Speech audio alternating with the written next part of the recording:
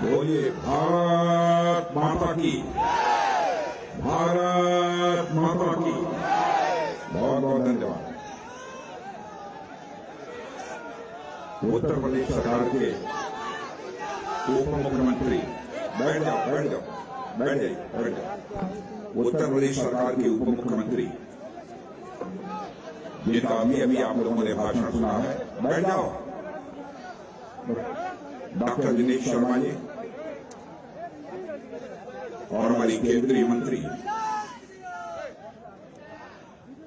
सुश्री साध्वी निरंजन ज्योति जी, हमारे केंद्रीय मंत्री भानु वर्मा जी, केंद्रीय मंत्री बीएल वर्मा जी और यहाँ के क्षेत्रीय अध्यक्ष श्री मानवेंद्र सिंह जी, सुधीर गुप्ता जी, प्रियंका जी, ललित बिश्नोई जी, सांसद राजनीति शर्मा, बाबूराम जी निषाद, रामकिशोर जी साहू, मुकेश जी मिश्रा, जमुना कुशवाहा, विधायक श्री रवि जी शर्मा, श्री राजीव सिंह परीक्षा, श्री जवाहरलाल राजपूत, श्री बिहारी लाल, श्रीमती रमा निरंजन, श्री राम तीर्थ सिंघल, श्री पवन गौतम, श्री हरगोविंद कुशवाहा, श्री सुरेश तिवारी, श्री पवन प्रताप और इस बुंदेलखंड की धरती के रहने वाले सभी मेरे सम्मानित माताओं एवं बहनों एवं भाइयों, यह मेरा सौभाग्य है कि लंबे अरसे के बाद इस बुंदेलखंड की धरती पर किसी राजनीतिक सार्वजनिक सभा को संबोधित करने के लिए आप सबके सामने उपस्थित हुआ हूं। मेरे बहनों भाइयों, मैं मानता हूं कि यह बुंदेलखंड की धरती, यह बहादुरों की धरती है, शौर्य और पराक्रम की धरती है, यह महाराजा छत्रसाल की धरती है, महारानी लक्ष्मीबाई की धरती है और आला उदल की यह धरती है। सबसे पहले हम बुंदेलखंड की वो धरती को हाथ जोड़ के प्रणाम करते हैं जिनने ऐसे वीर और प्रतिभाशाली लोगों के जन्म दियो।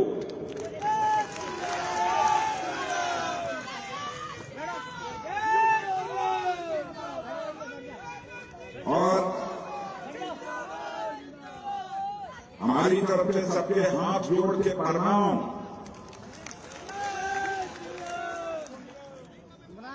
मैं भाइयों, बुंदेलखंडी भाषा में सही तरीके से नहीं बोल सकता हूं, लेकिन मैंने सोचा कि मैं बुंदेलखंड की धरती पर जा रहा हूं तो मुझे अपने भाषण की शुरुआत करनी चाहिए, तो बुंदेलखंडी में ही अपने भाषण की शुरुआत करनी चाहिए।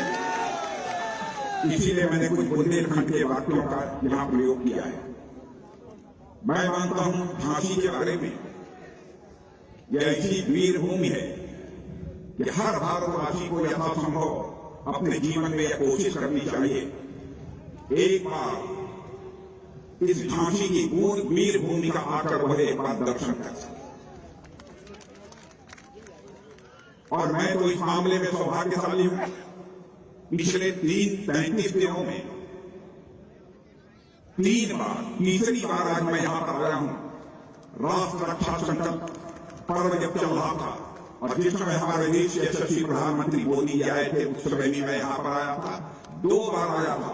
एक बार उसके पहले उद्घाटन करने के लिए आया था राष्ट्र रक्षा संकल्प पर्व का, और दूसरी बार मोदी जी के साथ आया था, और तीसरी बार पुनः आप सबका दर्शन करने के लिए मैदान में आप सब लोगों के सामने में मौजूद।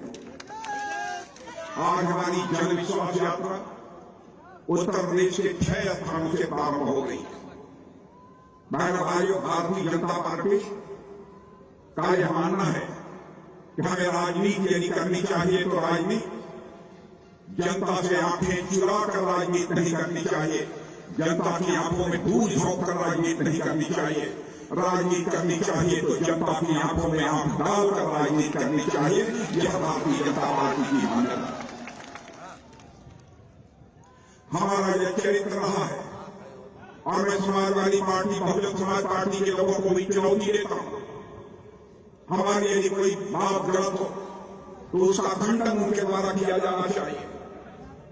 यदि हमारी बात कोई गलत होगी तो उसके लिए मैं खेद भी व्यक्त करने को तैयार हूं।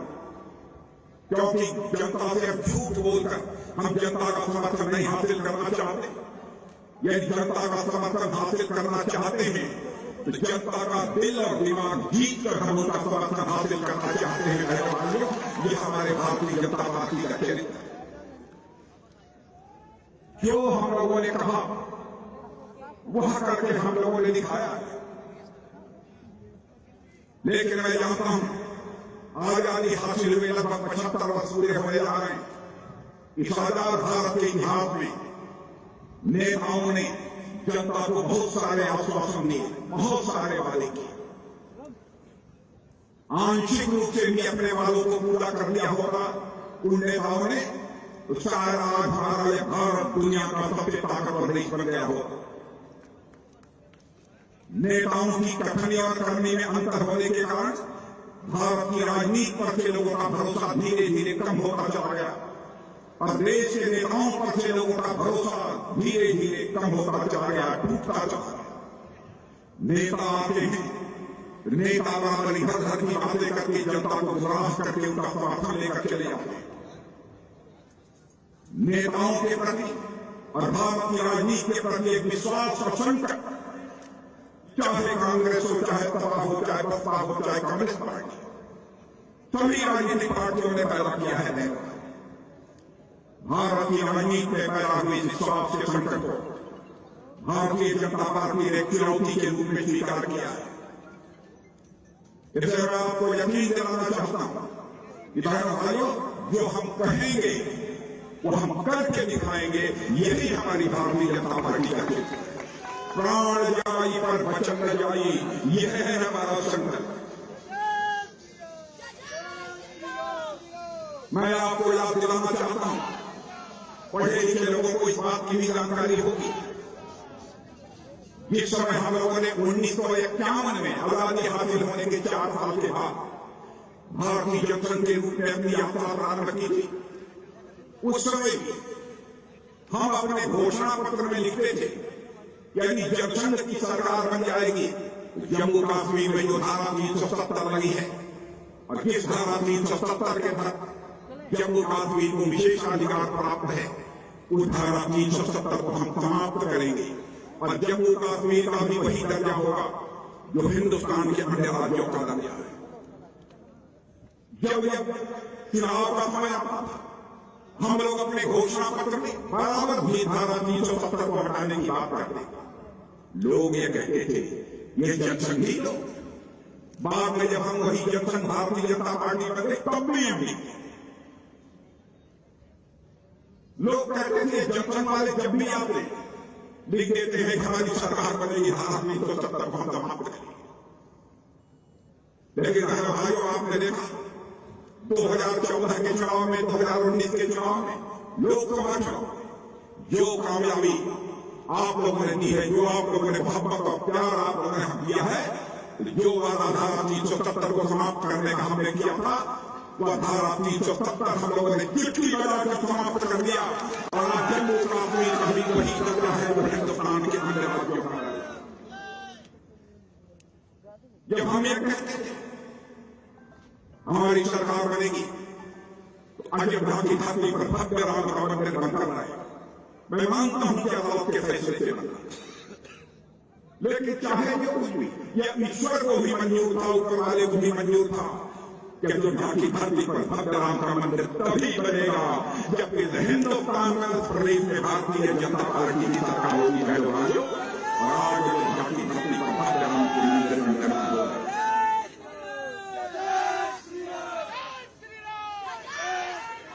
बहनों भाइयों, हम आपकी आंखों में धूल झोंककर, हम आपकी आंखों में धूल झोंककर कभी राजनीति नहीं कर सकते। और हमारा चरित्र है, जब हमारी सरकार बनती है हम विकास भी करते हैं, लेकिन भारत की विरासत को भी संभाल कर रखते हैं। आप ये कहेंगे कि भारत की विरासत क्या है? बाहर के आतंकवादियों ने आकर हमारे मंदिरों को ध्वस्त कर दिया, हम लोगों के दिल की तड़पन थी, ये मंदिरों पर आक्रमण किया है।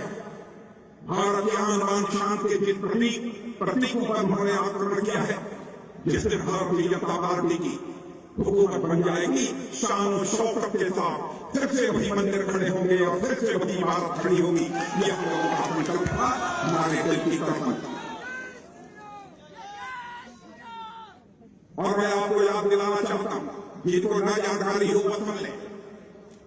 भाई मोदी जी भारत के प्रधानमंत्री बने, गुजरात में सोमनाथ का मंदिर जिस पर आक्रमण किया गया था उसको ध्वस्त कर दिया गया था। एक समय आजाद भारत के इतिहास में उसका जीर्णोद्धार कराने का काम यदि किसी ने किया तो भारत माता के सपूत आपके हमारे प्रधानमंत्री आदरणीय नरेंद्र मोदी ने किया।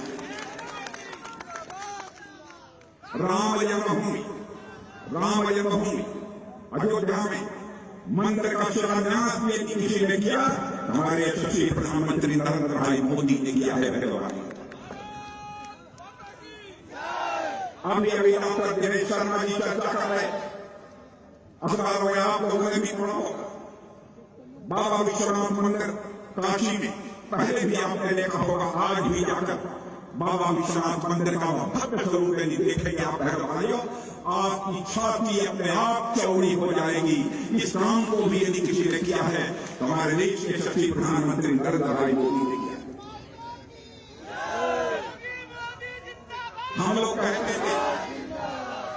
कहते थे जब हमारी सरकार हिंदुस्तान में बन जाएगी, भाइयों नए भारत के निर्माण का सिलसिला हम प्रारंभ करेंगे।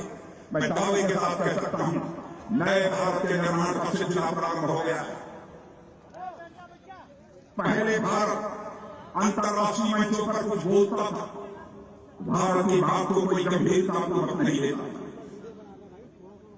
आई गई बात हो जाती थी भारत की अंतर्राष्ट्रीय मंचों पर, लेकिन आज भारत अंतर्राष्ट्रीय मंचों पर कुछ बोलता है तो सारी दुनिया बहुत ही ध्यान और गौर से हमारी बातों को सुनती है और उस पर अमल करती है।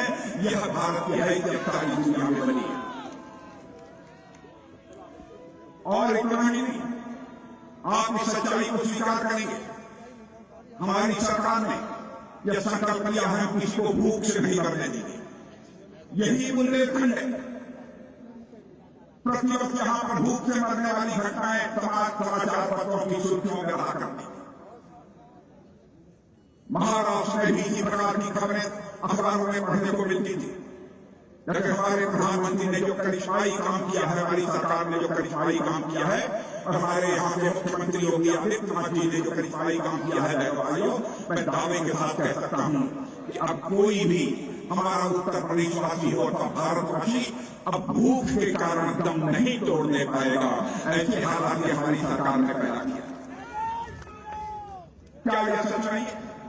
प्रधानमंत्री गरीब कल्याण योजना के अंतर्गत गरीबों को मुफ्त में महीने में 2 बार अन्न मुहैया कराने का काम यह सरकार कर रही है। इसके पहले कभी किसी ने सोचा नहीं होगा कि ऐसी भी हुकूमत आएगी जो गरीबों को मुफ्त में अनाज मुहैया कराने का काम करेगी। मैं आपसे पूछना चाहता हूं, क्या कभी आपने सोचा था?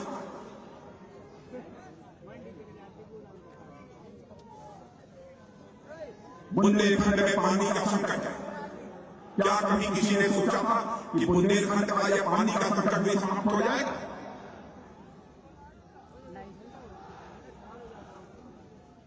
और जो भी आता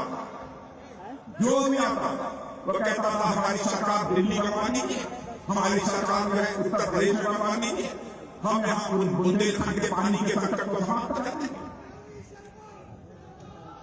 और हम लोग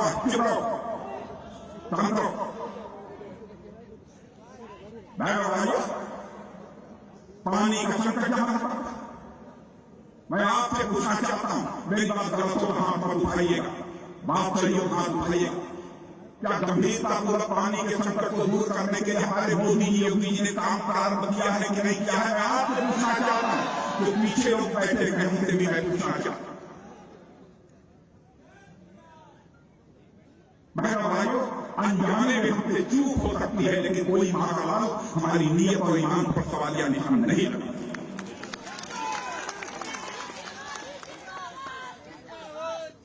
और आज यदि हम सोमनाथ मंदिर की बात करते हैं, हम काशी विश्वनाथ की बात करते हैं, राम मंदिर की बात करते हैं तो वो लोग हमारे ऊपर उंगली उठाते हैं, ट्विटर के माध्यम से हमारा मजाक उड़ाने की कोशिश करते हैं। जिन लोगों ने राम भक्तों के ऊपर अयोध्या में गोली चलाने का काम किया था, मैं तो आइए उनके पास क्या आप उसका बदला नहीं देंगे? एक बार आपने शिकस्त दिया है, उसके माध्यम से है भाइयों, आज मैं अपील करने आया हूं कि आपने पिछली बार 2017 के चुनाव में 325 सीटों पर भारतीय जनता पार्टी को विजय दिलाई थी। इस बार यह संख्या बढ़नी चाहिए, किसी भी सूरत में संख्या घटनी नहीं चाहिए है भाइयों, यह मैं आप सबसे अपील करना है। हमने जो वादा किया 2024 समाप्त होते होते इस हिंदुस्तान में एक भी परिवार शेष नहीं बचेगा जिस परिवार के पास पक्का मकान यानी सर ढकने के लिए पक्की छत मुहैया हो जाए, ऐसा एक भी परिवार शेष नहीं बचेगा। बुंदेलखंड में लोगों को मकान मिल रहे हैं कि नहीं मिल रहे हैं? पीछे के लोगों से पूछना चाहता हूं, मकान मिल रहे हैं कि नहीं मिल रहे हैं? हाथ उठाकर पीछे के लोग बताइए। प्रेस के मित्रों, आप देखिए, प्रधानमंत्री गरीब कल्याण योजना के अंतर्गत बुंदेलखंड के किसानों को हर 4 महीने पर 2,000 रुपया मिल रहा है कि नहीं? साल में 6,000 रुपया मिल रहा है कि नहीं? यही हमारे उप मुख्यमंत्री दिनेश शर्मा जी कह रहे थे। पहले कितना भ्रष्टाचार था, याद दिलाना चाहता हूं। राजीव गांधी जी हमारे देश के प्रधानमंत्री रहे। मैं किसी प्रधानमंत्री के बारे में, चाहे वो किसी भी राजनीतिक पार्टी का, मैं कभी उसके खिलाफ नहीं बोलता हूं, इधर उधर की बातें नहीं बोलता हूं। मैं प्रधानमंत्री होता है, मैं सबकी इज्जत करता हूं। व्यक्तिगत टिप्पणी व्यक्त करना किसी के बारे में मुझे विचार नहीं है, मुझे पसंद नहीं है। लेकिन राजीव गांधी जी ने एक बार चिंता व्यक्त की थी, प्रधानमंत्री रहते हुए। कहा उन्होंने, क्या करें, भ्रष्टाचार इतना बढ़ गया है हमारे देश में कि हम दिल्ली से 100 पैसा भेजते हैं, नीचे पहुंचते पहुंचते बाद उसकी 15 पैसा लोगों के हाथों में पहुंचता। यह राजीव गांधी जी प्रधानमंत्री ने कहा। लेकिन हमारा 56 इंच चौड़े सीने वाले प्रधानमंत्री मोदी जी ने कहा, मैं देखता हूं कि मां के लाल में हिम्मत है कि इसने मां का रूप किया है, 100 पैसा भेजूंगा तो 100 पैसा नीचे पहुंचेगा। भाइयों, और आज 100 पैसा पहुंच रहा है कि नहीं? पीछे के लोग आप भी बताइए, पहुंच रहा है कि नहीं?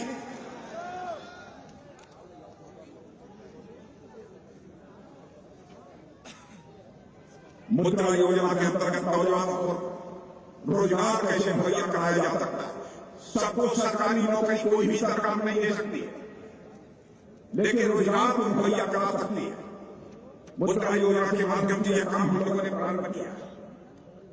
इतना ही नहीं, बुंदेलखंड के रहने वाले सुन के जाना, आज एक बात बता रहा हूं, आयुष्मान भारत योजना हमारी सरकार ने प्रारंभ की है।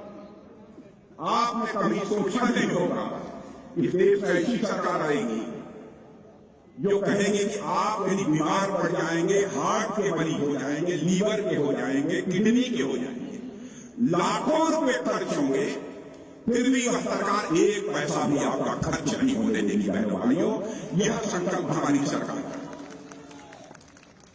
आयुष्मान भारत योजना के अंतर्गत कार्ड लीजिए, अपने विधायक को कहिए आपको कार्ड दिलवाए, आप अपने कलेक्टर को कहिए, एसपी को कहिए, आयुष्मान भारत का कार्ड को। और आप जानते हैं आयुष्मान भारत कार्ड के अंतर्गत क्या व्यवस्था है? बहनों भाइयों, यदि आप बीमार पड़ जाते हैं, गंभीर बीमारी हो जाती है, 1 वर्ष में 5 लाख रुपए तक का आपका मुफ्त इलाज होगा। और 1 साल में 5 लाख खर्च करने पर भी आपकी बीमारी ठीक नहीं हुई तो दूसरे साल भी आपका 5 लाख रुपए का मुफ्त इलाज होगा। यह है आयुष्मान भारत योजना। सारे विश्व में, सारी दुनिया में मेरे बहनों भाइयों, कहीं भी दुनिया के किसी भी देश में इस प्रकार की योजना नहीं है। जन कल्याण के लिए इस प्रकार की व्यवस्था हमारी सेना की, हमारी सरकार ने किया है। अद्भुत काम है, अविस्मरणीय काम है। इसीलिए मैं कहना चाहता हूं, कोरोना की बात अभी दिनेश जी कह रहे थे, बहनों भाइयों, अमेरिका दुनिया का ताकतवर देश माना जाता है, रूस ताकतवर देश माना जाता है, चीन माना जाता है, बहुत सारे देश माने जाते हैं। इंग्लैंड, जिन अंग्रेजों ने हम लोगों के ऊपर लंबे समय तक हुकूमत की, वहां पर भी कैसे हालात थे। कोरोना के संकट से जिस तरीके से निपटना चाहिए, जो कामयाबी मिलनी चाहिए, वह कामयाबी उनको नहीं मिल पाई। लेकिन सच्चाई है कि हमारी सरकार के रहते हुए कोरोना पर हम लोगों ने कामयाबी हासिल की है और आज 140 करोड़ लोगों का जो है टीकाकरण भी हो चुका है। यह अकेला देश दुनिया का यह भारत है। भारत, मैं आपसे पूछना चाहता हूं, आप लोगों में से दावे के साथ कहता हूं अधिकांश लोगों का टीकाकरण हो गया होगा, हो गया है कि नहीं? हाथ उठाइए। मैं प्रेस के दोस्तों देख लो, यह इसे कहते हैं सरकार, इसे कहते हैं सरकार। और इतना ही नहीं भाइयों, यहां पर तो सड़कें वड़कें यह तक तो हमारे योगी जी ने बहुत बनवाई, बहुत बनवाई। इतनी में चर्चा, ये बताइए मनुष्य के जीवन में सबसे बड़ी चीज क्या होती है? धन दौलत होता है, आन बान शान होती है। दोनों बुंदेलखंडवासियों एक आवाज आनी चाहिए, और धन दौलत या आन बान शान, आन बान शान। न बुआ चाहिए न बबुआ चाहिए, हमें केवल बाबा चाहिए। बहनों भाइयों,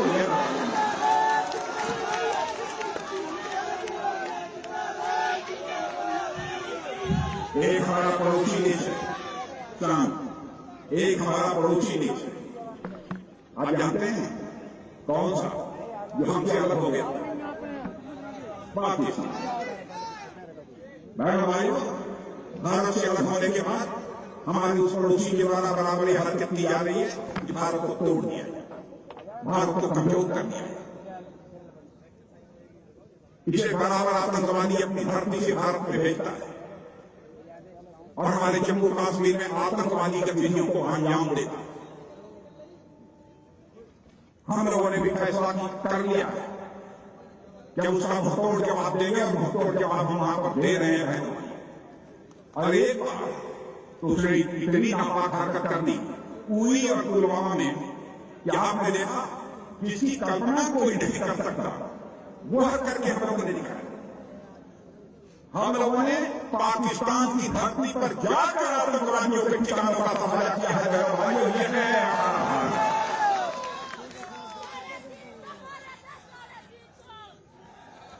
यहां भी हम सर्जिकल स्ट्राइक भी कर सकते हैं। एक बार धरती पर जाकर मारा और दूसरी बार जरूरत पड़ी तो हम लोगों ने एयर स्ट्राइक करके उनका सफाया किया है। भाइयों, आज ये भारत की कुवत है, भारत की ताकत।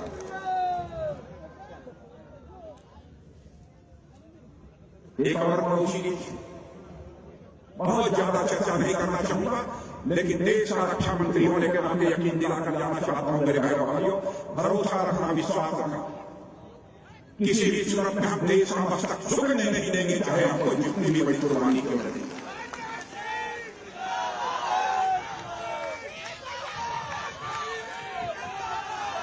हमारे देश के भारत सेना के जवानों पर आपका भरोसा होना चाहिए, आपका यकीन होना चाहिए। बहनों भाई,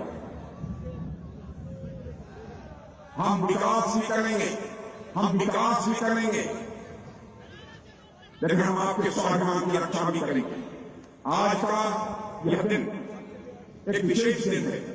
आज ही अशफाकुल्लाह खान का बलिदान दिवस है, जिन्होंने भारत को आजादी दिलाने के लिए हफ्ते हफ्ते फांसी के फंदे को छू लिया था। आज ही ठाकुर रोशन सिंह का भी बलिदान दिवस है, जिन्होंने फांसी के फंदे को छू लिया था। आज ही पंडित राम प्रसाद बिस्मिल का बलिदान दिवस है, जिन्होंने हफ्ते हफ्ते फांसी के फंदे को छू लिया था। और आप एक इसी बुंदेलखंडी के धरती लाल भूले मत, महाराजा छत्रसाल की आज पुण्य तिथि है। बहनों भाइयों, पुण्य तिथि है। मैं अपनी श्रद्धांजलि अर्पित करता हूं। महाराजा छत्रसाल के इतिहास को तो जानते हैं, लेकिन अशफाकुल्लाह खान एक क्रांतिकारी के इतिहास की चर्चा मैं यहां कर देना चाहता हूं। बहनों भाइयों, 31 साल की जवानी थी अशफाकुल्लाह की। मां कहती थी, बेटा मैं बूढ़ी हो गई हूं, शादी कर ले, बहुला, वो मेरी देखभाल करेगी, मेरी परवरिश करेगी। लेकिन अशफाकुल्लाह के दिल में तो आजादी हासिल करने की दीवानगी थी, मुस्कुराहट और हवा के आग्रह को टाल देगा। लेकिन अंग्रेजों की हत्या करने के मामले में जब अशफाकुल्लाह को फांसी की सजा हो गई और फांसी के तख्त पर ले जाया गया, तो मजिस्ट्रेट ने पूछा, बोलो अशफाकुल्लाह, तुम्हारी अंतिम मुराद क्या है? अशफाकुल्लाह ने कहा कि मेरी मां तक जाकर यह संदेश पहुंचा दो कि तुम्हारा बेटा अशफाकुल्लाह आज फांसी के तख्त पर खड़े होकर अपनी शादी रचाने जा रहा है, तुम्हारी मुराद पूरी करने जा रहा है। मेरे बहन भाइयों, ऐसे वीर, ऐसे बहादुरों की धरती यह आज भी अशफाकुल्लाह खान, ठाकुर रोशन सिंह जी, पंडित राम प्रसाद जी बिस्मिल, इनका बलिदान दिवस है। इसलिए मैंने उनकी चर्चा की। इसलिए यकीन रखना, भारत का इतिहास रहा है, हमने दुनिया के किसी देश पर कभी आक्रमण नहीं किया है और दुनिया के किसी देश की जमीन पर हमने कभी कब्जा किया है नहीं। यह हमारा चरित्र, लेकिन हम भी भारत की आन शान पर किसी भी सूरत में आज नहीं आए। बुंदेलखंड के विकास का जहां तक प्रश्न है, प्रधानमंत्री ने बुंदेलखंड के 6,700 करोड़ रुपए की परियोजना का उद्घाटन और शिलान्यास अभी कुछ ही दिनों पहले किया। महोबा में अर्जुन बांध परियोजना का लोकार्पण 2021 में हुआ, पहले हो जाना चाहिए। 2014 में ही मोदी जी इसके बारे में कहा, लेकिन उस समय समाजवादी पार्टी की सरकार थी, उसने उसको नहीं होने दिया। लेकिन योगी जी के आने के बाद वह जो है अर्जुन बांध परियोजना जो है पूरी हो पाई है, उसका लोकार्पण हुआ है। बुंदेलखंड को प्यासा रखते बहनों भाइयों, मैं आपसे पूछता हूं, बुंदेलखंड को किस पार्टी ने प्यासा रखा है?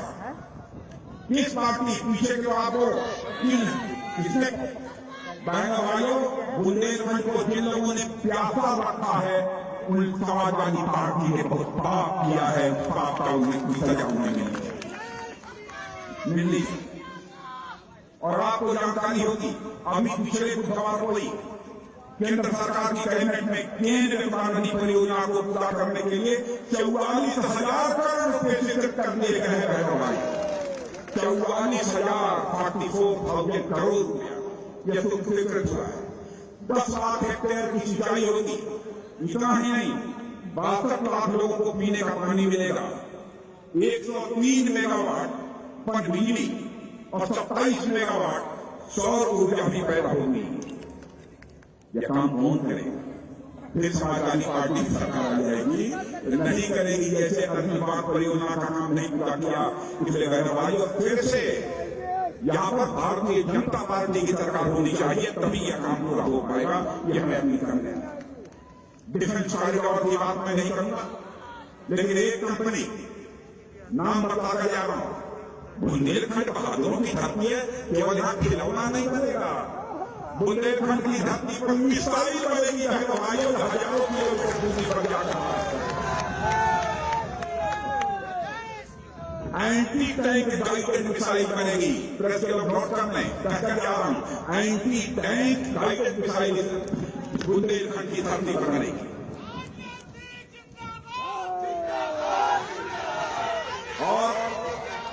और इस कॉरिडोर में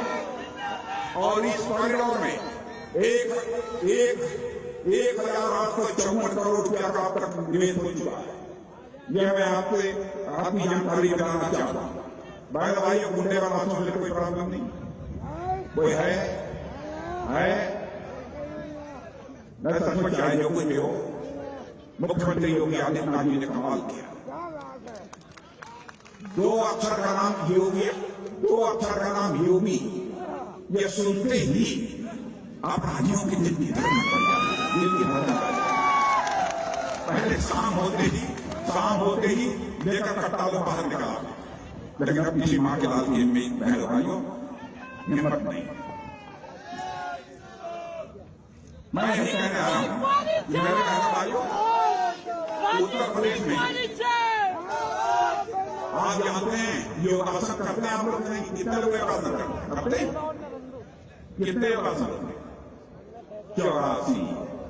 84 योगासन। तो उत्तर प्रदेश में विकास 84 योगासनों में से 83 योगासन कर रहा है। उत्तर प्रदेश में विकास 84 योगासनों में से 83 योगासन कर रहा है। एक योगासन हम लोगों ने समाजवादी पार्टी के लिए छोड़ और जानते को छोड़ा है। वो शासन हम लोगों ने समाजवादी पार्टी के लिए छोड़ दिया है भाइयों, जिसका वैसे ही हालात पैदा होने चाहिए। हम योगी जी को 5 साल काम करते हुए, क्योंकि मैं भी मुख्यमंत्री रहा हूं, मैं जानता हूं योगी जी को काम करते हुए जो मैंने देखा है मेरे बहनों भाई, मैं कह सकता हूं ऑलराउंडर खिलाड़ी।